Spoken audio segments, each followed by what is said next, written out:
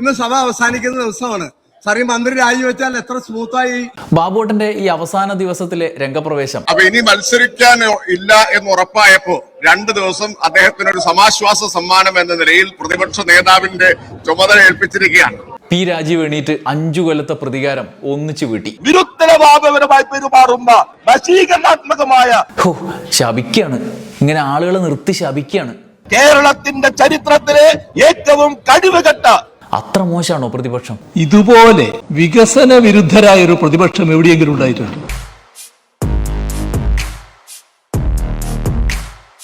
നമസ്കാരം. 15ാം നിയമസഭയുടെ അവസാന സമ്മേളനം പിരിഞ്ഞു. പ്രതിപക്ഷ നേതാവിന്റെ സാന്നിധ്യമില്ലാതെ മൂപ്പര് പുതിയുഗ യാത്ര തിരുവനന്തപുരത്ത് എത്തിക്കാൻ വേണ്ടിയിട്ട് പെടാപ്പാട് പെടുകയാണ്, കഷ്ടപ്പെടുകയാണ്. സർക്കാരിലെ അധികാരത്തിലേക്ക് ഏറ്റാൻ വേണ്ടി, കോൺഗ്രസിനെ സർക്കാരിനെ അധികാരത്തിലേറ്റാൻ വേണ്ടിയിട്ട്. അതിനിടയിൽ സഭയിൽ കൂടി വരാനിരുന്നാൽ പെട്ടുപോകും. മൂപ്പര് വന്നാലും ഇല്ലെങ്കിലും ഈ സമ്മേളനത്തിൻ്റെ ലാസ്റ്റ് ഡേയിലും പ്രതിപക്ഷം പെട്ടു, അല്ലെങ്കിൽ എല്ലാവരും കൂടി പെടുത്തി എന്ന് പറഞ്ഞാൽ മതിയല്ലോ. സതീശനില്ലാത്തതുകൊണ്ട് നിർദോഷിയായ കെ ബാബുവിനാണ് മൂപ്പര് ചുമതല ഏൽപ്പിച്ചത്. ചെന്നിത്തലക്ക് ഏതായാലും കൊടുത്തില്ല. പിന്നെ തിരിച്ചു കിട്ടിയില്ലെങ്കിലോ എന്ന് വിചാരിച്ചിട്ടാണോ എന്നറിയില്ല. സതീശൻ എന്തായാലും ബാബുവേട്ടനാണ് ഏൽപ്പിച്ചത്. ബാബുവേട്ടൻ സഭ തുടങ്ങുമ്പോൾ തന്നെ എന്താണ് ഉദ്ദേശം എന്ന് പറഞ്ഞു. ഇന്ന് സഭ അവസാനിക്കുന്ന ദിവസമാണ്. സാർ, ഈ മന്ത്രി രാജിവെച്ചാൽ എത്ര സ്മൂത്തായി ഈ മന്ത്രിസഭ കൊണ്ടുപോകും. ഈ സഭാ സമ്മേളനം നമുക്ക് അവസാനിപ്പിച്ച് പോകാൻ സാധിക്കും. അതല്ലെങ്കിൽ മുഖ്യമന്ത്രി അദ്ദേഹത്തെ ഒഴിവാക്കിയാൽ പോരെ. അതന്നെ എത്ര നാളായി ചോദിക്കുന്നു. 5 കൊല്ലായി. ആരെങ്കിലും ഒന്ന് രാജിവെച്ചിനെങ്കിൽ ഒരാശ്വാസമെങ്കിലും ആയനെ. എവിടെ?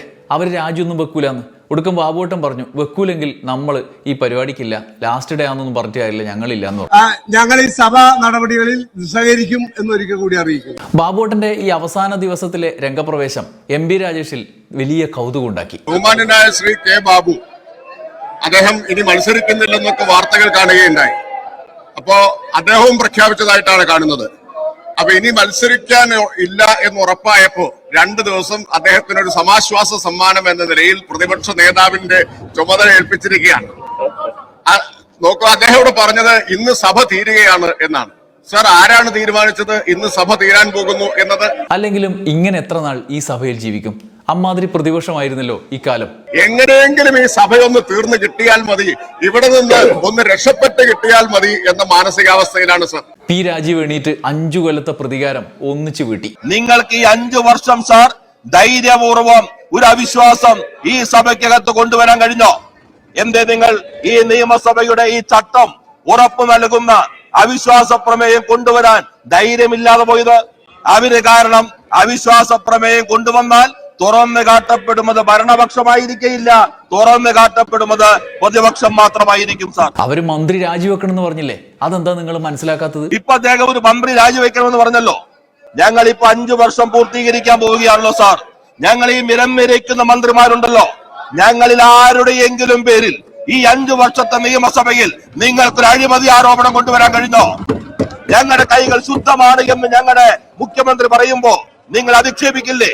എന്നാൽ ഈ 5 വർഷം നിങ്ങൾക്ക് ഈ സഭയിൽ ഞങ്ങളുടെ മന്ത്രിമാർക്കെതിരെ ഒരു അഴിമതി ആരോപണം ഉന്നയിച്ച് ഒരു അവിശ്വാസ പ്രമേയം കൊണ്ടുവരാൻ നിങ്ങൾക്ക് എന്തേ കഴിയാതെ പോയി? കാരണം അങ്ങനെ ഒരു ആരോപണത്തിന്റെ കണിക പോലും ഉണ്ടാകാവുന്ന ഒരു കാര്യവും ഈ മന്ത്രിസഭയ്ക്കകത്ത് ആരും ചെയ്തിട്ടില്ല എന്ന് നിങ്ങൾക്കും ഉറപ്പുള്ളത് കൊണ്ടാണ് സാർ. പ്രതിപക്ഷത്തെ കെണിയിൽപ്പെടുത്താനുള്ള അടവാണ് രാജീവിൻ്റെത്. കഴിഞ്ഞ തവണ ചെന്നിത്തല സാറും കൂട്ടരും ബിരിയാണി ചുമ്പും ഈന്തപ്പഴക്കുരുവും ഖുറാനും ഒക്കെയായി എന്തെല്ലാം കൊണ്ടുവന്നതാണ്. ഒടുക്കം അവിശ്വാസ പ്രമേയവും കൊണ്ടുവന്നു. എന്നിട്ട് എന്താ സംഭവിച്ചത്? നിങ്ങൾക്കെതിരെയാണ് സാർ യഥാർത്ഥത്തിൽ അവിശ്വാസം നിൽക്കുന്നത്. അതെന്താ രാജീവിന് അങ്ങനെ ഒരു ടോക്ക്? കേരളത്തിന്റെ ചരിത്രത്തിലെ ഏറ്റവും കഴിവുകെട്ട വിരുദ്ധരവാദപരമായി പെരുമാറുന്ന വശീകരണാത്മകമായ പ്രതിപക്ഷമാണ് ഈ നിയമസഭയ്ക്കകത്തുണ്ടായത് എന്ന് നിങ്ങൾ കാണണം. ശപിക്കാണ്. ഇങ്ങനെ ആളുകളെ നിർത്തി ശപിക്കാണ്. ഒരു അവിശ്വാസ പ്രമേയം പോലും കൊണ്ടുവരാൻ ധൈര്യമില്ലാതെ ഇവിടെ ഇരുന്ന് മുദ്രാവാക്യം വിളിക്കുന്ന ആളുകളായി മാത്രം മാറി. അങ്ങനെ പറയരുത്. സതീഷ് ചേട്ടൻ എന്തെല്ലാം ആരോപിച്ചു, എന്തുമാത്രം കേസ് കൊടുത്തു? നിങ്ങൾ കൊടുത്ത എല്ലാ കേസുകളും നീതിനായ പീഠത്തെ വലിച്ചെറിഞ്ഞു കഴിഞ്ഞ അനുഭവമില്ലേ? കേസോടാകാം, അല്ലെങ്കിൽ ക്യാമറയാകാം, ഏത് കേസുകളാണെങ്കിലും പ്രതിപക്ഷ നേതാവിന് പബ്ലിക് ഇൻട്രസ്റ്റ് ആണോ, പബ്ലിസിറ്റി ഇൻട്രസ്റ്റ് ആണോ എന്ന് ചോദിച്ചത് ഞങ്ങളല്ല. അവരെ കൊണ്ടിരുത്തിയാൽ നമുക്ക് ചർച്ച ചെയ്യാം. അവരെ കൊണ്ടിരുത്തിയാൽ മതി എന്ന് ചോദിച്ചത് ബഹുമാനപ്പെട്ട ഹൈക്കോടതിയാണ് സാർ. അപ്പൊ ഇത്രയും കഴിവുകെട്ട പ്രതിപക്ഷം ശരിയായ രൂപത്തിൽ ജനങ്ങൾ നൽകിയ ആ ഉത്തരവാദിത്തം നിർവഹിക്കുന്നതിൽ പൂർണ്ണമായും പരാജയപ്പെട്ട നശീകരണാത്മകമായ പ്രതിപക്ഷം കേരളത്തിനെതിരാണ്. അങ്ങനെയൊന്നും പറയില്ലപ്പാ. സതീശനും കൂട്ടരും നിങ്ങൾ എതിർക്കുന്നു എന്ന് വെച്ച് അങ്ങനെയൊക്കെ പറയാൻ പാടുണ്ടോ? ഇവർ ഞങ്ങൾക്കെതിരല്ല, ഇവർ കേരളത്തിനെതിരാണ്. കേരളത്തിന്റെ എല്ലാ മല്ല പദ്ധതികൾക്കും എതിരാണ്. വയനാടൻ തുരങ്കപാത പറ്റില്ല, ദേശീയപാത വീതി കൂട്ടൽ പറ്റില്ല, വിഴിഞ്ഞം തുറമുഖം പറ്റില്ല, കിഫ്ബി പറ്റില്ല, അതേപോലെ തന്നെ ലൈഫ് പദ്ധതി പറ്റില്ല. എല്ലാത്തിനെയും എതിർത്ത നശീകരണാത്മകമായ പ്രതിപക്ഷമാണ്. നശീകരണമൊന്നുമല്ല, മുദ്രാവാക്യാണല്ലോ അവര് സഭയിലെ ബെല്ലിൽ നിന്ന് വിളിക്കുന്നത്. സഭയിൽ എത്ര നാൾ അവർ എത്ര തവണ ബെല്ലിലിറങ്ങി? ഈ അവസാന ദിവസവും നോക്കിയില്ലേ അവര് ബെല്ലിലിരിക്കുക. പ്രതിപക്ഷം എന്ന നിലയിൽ ഒരു ജനകീയ പ്രശ്നവും ഉയർത്താൻ അവർക്കില്ല. അതുകൊണ്ടാണ് കഴിഞ്ഞ 2 സമ്മേളനങ്ങളിലായി ഇതുപോലൊരു ബാനറുമായി നടുത്തളത്തിൽ സ്ഥിരതാമസമാക്കിയിരിക്കുന്നത്. ഈ പ്രതിപക്ഷത്തിന്റെ പാപ്പരത്വത്തെയാണ് കാണിക്കുന്നത്. സ്വന്തം സീറ്റിലിരിക്കാൻ അവിടെ ഇരുന്നു കൊണ്ടൊരു പ്രശ്നം ഉന്നയിക്കാൻ പോലും കഴിയാതെ രാവിലെ 9 മണിക്ക് തന്നെ നേരെ ഇറങ്ങിയാണ്. ചട്ടം 50 പ്രകാരമുള്ള ഒരു നോട്ടീസ് ഇവർ തന്നിട്ട് കാലം എത്രയായി സർ? അത് കൊണ്ടുവന്നിട്ട് ഒടുക്കം നിങ്ങൾക്ക് ചർച്ച ചെയ്യാനല്ലേ?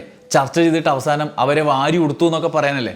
അങ്ങനെ വേണ്ട, അവര് നടുത്തളത്തിൽ ഇറങ്ങി മുദ്രാവാക്യം വിളിച്ചോട്ടെ. നിയമസഭയിൽ വെല്ലിലിറങ്ങിയ പ്രതിപക്ഷത്തെ ഈ തെരഞ്ഞെടുപ്പിൽ ആളുകൾ ആഴക്കിണറ്റിലേക്ക് വലിച്ചെറിയുമെന്ന കാര്യത്തിൽ സംശയം വേണ്ട. എന്റെ അമ്മ എന്തെല്ലാന്ന് പറയുന്ന രാജേഷ്, ജനങ്ങളുടെ മുമ്പിൽ വിചാരണ ചെയ്യുമെന്നാണല്ലോ സതീഷ് ഏട്ടൻ പറയുന്നത് നിങ്ങളെ പറ്റിയിട്ട്. ഈ സർക്കാരിനെ അവിശ്വസിക്കാൻ ഒരു കാരണവുമില്ല എന്ന് നിങ്ങൾക്കറിയാം. നിങ്ങൾ പറഞ്ഞാലും ജനങ്ങൾ ഈ സർക്കാരിനെ അവിശ്വസിക്കില്ല എന്ന് നിങ്ങൾക്കറിയാം. നിങ്ങൾക്ക് നിങ്ങളിൽ തന്നെ വിശ്വാസമില്ലാത്തത് കൊണ്ടാണ് ഒരു അവിശ്വാസ പ്രമേയം പോലും നിയമസഭയുടെ ചരിത്രത്തിലാദ്യമായി ഒരു ഗവൺമെന്റിനെതിരെ കൊണ്ടുവരാൻ കഴിയാത്ത നിലയിൽ പ്രതിരോധത്തിലായ നിരായുധരായ പ്രതിപക്ഷമായിട്ടാണ് നിങ്ങൾ ഈ സഭ പിരിയുമ്പോൾ തലകുനിച്ചിറങ്ങി പോകേണ്ടി വരിക. ഇതൊന്നും പോരാഞ്ഞു കൊടുക്കാം. ശിവൻകുട്ടി ഇറങ്ങി, ഇതാ നോക്ക് സർ. 5 വർഷക്കാലം കഴിഞ്ഞല്ലോ സർ. ജനാധിപത്യ സംവിധാനത്തിൽ ഇവർക്ക് അവിശ്വാസ പ്രമേയം കൊണ്ടുവരുന്നതിന് വേണ്ടിയുള്ള വകുപ്പുണ്ടല്ലോ സാർ. സർ, എന്തുകൊണ്ട് സാർ കഴിഞ്ഞ 5 വർഷക്കാലത്തിനിടയിൽ ഏതെങ്കിലും ഒരു ആരോപണവും ഉന്നയിച്ച് ഈ ഗവൺമെന്റിനെതിരെ അവിശ്വാസ പ്രമേയം കൊണ്ടുവരുന്നതിന് വേണ്ടി ധൈര്യമില്ലാത്തവരാണ് സാർ. ഒടുക്കം KN ബാലഗോപാൽ ബഡ്ജറ്റ് ചർച്ച ഈ വിധം കൊളാക്കിയതിലുള്ള പ്രതികാരം പഴയ കഥകളൊക്കെ എടുത്തിട്ടടിച്ച് തീർത്തു. നേറ്റിവിറ്റി കാർഡ് വന്നു കഴിഞ്ഞാൽ നേറ്റിവിറ്റി കാർഡ് ഉണ്ടെങ്കിൽ ഒരാളെയും ഇവിടെ ആർക്കും പുറത്താക്കാൻ കഴിയില്ല എന്ന ചരിത്രപരമായ ഒരു പ്രഖ്യാപനം നടത്തിയ സർക്കാരാണ് സാർ ഇത്. അങ്ങനെ നടത്തിയ ഒരു സർക്കാർ എന്തൊക്കെ പ്രചരണം നടത്തിയത്? ശബരിമലയുടെ കാര്യത്തിൽ ഇപ്പോഴും പറഞ്ഞുകൊണ്ടിരിക്കുക സാർ. ഇവർക്ക് ഇതേ പറയാനുള്ളൂ സാർ. കഴിഞ്ഞ 5 വർഷം മുമ്പ് നടന്ന കാര്യങ്ങൾ കേരളത്തിലെ ജനങ്ങൾ ഓർക്കുമെന്ന് ഞാൻ കരുതുന്നു സാർ. ഈന്തപ്പഴത്തിന്റെ കുരുവിനകത്ത് ഈന്തപ്പഴത്തിന്റെ കുരു സ്വർണ്ണമാണെന്ന് പറഞ്ഞില്ലേ സാർ? മുഖ്യമന്ത്രി ആവർത്തിച്ച് ഞാൻ ഓർമ്മിപ്പിക്കുന്നത് എന്താണെന്ന് വെച്ചാൽ മുഖ്യമന്ത്രിയുടെ വീട്ടിലേക്ക് കൊണ്ടുപോയ ബിരിയാണി ചെമ്പ് സ്വർണ്ണമാണെന്ന് പറഞ്ഞില്ലേ സാർ? പരിശുദ്ധ ഖുർആനകത്ത് സ്വർണ്ണ കട്ടകൾ കൊണ്ടുപോയി എന്ന് പറഞ്ഞു സാർ. ഈ സ്വർണ്ണം എവിടെയാണ്? ഈ കാര്യം പറഞ്ഞ ആളുകൾ ലജ്ജ വേണ്ടേ സാർ? അവർക്ക് ഒരു മാപ്പ് വേണ്ടേ സാർ? ഇവിടെ വീണ്ടും വന്നിരുന്ന് പറയുകയാണല്ലോ കേരളത്തിലാകെ ജനങ്ങളെ നുണ കൊണ്ട് അഭിഷേകം ചെയ്യുന്ന പ്രതിപക്ഷ നേതാവും പ്രതിപക്ഷത്തിന്റെ അണികളും നടത്തിക്കൊണ്ടിരിക്കുന്ന കാര്യങ്ങൾ അവർക്ക് നേരെ തിരിഞ്ഞുകുത്തുകയാണ് സാർ. എല്ലാം കഴിഞ്ഞാണ് മുഖ്യമന്ത്രിയുടെ അവസാനത്തെ അണി. ഈ അവസാന സമ്മേളന കാലത്ത് മുഖ്യമന്ത്രി പേടിച്ചുകൊണ്ടാണ് അത്ര വന്നത് തന്നെ. പക്ഷെ സംഭവിച്ചതോ? സാധാരണ നിലയിൽ പ്രതിപക്ഷം ഭരണപക്ഷത്തെ അങ്ങ് ശ്വാസം മുട്ടിക്കുമാറുള്ള ഒരുപാട് ആക്ഷേപങ്ങൾ, ആരോപണങ്ങൾ എല്ലാം സഭയിൽ ഉന്നയിക്കേണ്ട ഒരു ഘട്ടമാണ്. അടിയന്തര പ്രമേയങ്ങളോ? അടിയന്തര പ്രമേയം അവതരിപ്പിക്കാൻ ഭയപ്പെടുന്ന പ്രതിപക്ഷത്തെ ലോകത്തെവിടെയെങ്കിലും കണ്ടിട്ടുണ്ട്? സാധാരണ അടിയന്തര പ്രമേയം എന്നൊക്കെ പറഞ്ഞാൽ ചാട്ടുളി പോലെ ഭരണപക്ഷത്തിന് നേരെ, ഗവൺമെന്റിന് നേരെ വലിയ ആക്രമണമായിട്ട് വരുന്നൊരു കാര്യമല്ലേ? അതിന് ധൈര്യം ഉണ്ടായോ പ്രതിപക്ഷത്തിന്? സതീശേട്ടന് ധൈര്യമില്ല എന്ന് മാത്രം പറയരുത്. ഏതെങ്കിലും ഒരു ചെറിയ ആരോപണമെങ്കിലും ഈ സഭയിൽ ഉന്നയിക്കാൻ അവർക്ക് കഴിയും. സതീശേട്ടൻ ഇക്കാലത്ത് എന്തെല്ലാം ആരോപണങ്ങൾ പറഞ്ഞു, അതൊക്കെയോ? യാഥാർത്ഥ്യം നാട്ടുകാരുടെ മുന്നിൽ എത്തുമ്പോഴേക്ക് നുണ നല്ലതുപോലെ വ്യാപിച്ചു കഴിയുമല്ലോ. സത്യം ചെരുപ്പിടുമ്പോഴേക്ക് നുണ ലോകം ചുറ്റിക്കഴിയുന്നല്ലേ ഒരു ചൊല്ല്. അതിന് വരെ ഗീബൽസിനെ തോപ്പിച്ചിരിക്കുകയാണ്. ഗീബൽസിനേക്കാളും മിടുക്കരായി മാറിയിരിക്കുന്നു. അത്ര മോശമാണോ പ്രതിപക്ഷം? ഇതുപോലെ വികസന വിരുദ്ധരായ ഒരു പ്രതിപക്ഷം എവിടെയെങ്കിലും ഉണ്ടായിട്ടുണ്ട്? കേരളത്തിലെ പ്രതിപക്ഷം കേരളം 1 ഇഞ്ച് മുന്നോട്ട് പോകുന്നതിൽ എന്തെങ്കിലും സഹായം ചെയ്തിട്ടുണ്ടോ? അതവർ ആഗ്രഹിച്ചിട്ടില്ലല്ലോ. നമ്മുടെ നാട്ടിൽ നടക്കുന്ന എല്ലാ വികസന പദ്ധതികളെയും എതിർക്കാനല്ലേ തയ്യാറായിട്ടുള്ളത്?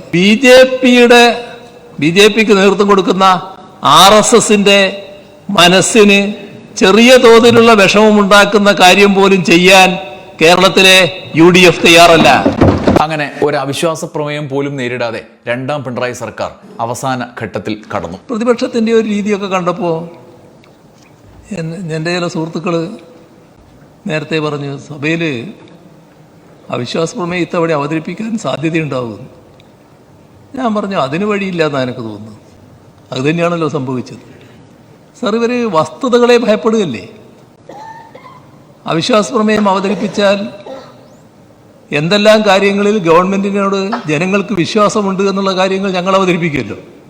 അപ്പം അതിനെ ഭയപ്പെടുകയല്ലേ? ഒടുക്കം പൗരത്വ നിയമം ഉണ്ടാക്കുന്ന അപായം പരിഹരിക്കാൻ നിർണായകമായ നേറ്റിവിറ്റി കാർഡ് നിയമം നടപ്പാക്കിയ സർക്കാർ എന്ന് ചരിത്രത്തിൽ ഇത് രേഖപ്പെടുത്തപ്പെടും. എന്തായാലും എടുത്തു പറയേണ്ട ഒരു നിയമമാണ് അത്. കേരളത്തിൻ്റെ മക്കൾക്ക് ഒരാശങ്കയും വേണ്ട എന്ന് ഉറപ്പിക്കുന്നതാണ് നേറ്റിവിറ്റി ബിൽ. അവരുടെ കയ്യിൽ നേറ്റിവിറ്റി കാർഡ് ഉണ്ടാവും. ആർക്കും അത് നിഷേധിക്കാനാകില്ല. ഇവിടെ എല്ലാ തരത്തിലും സുരക്ഷിതം. നമ്മുടെ നാട് എപ്പോഴും സുരക്ഷിതമാണ്.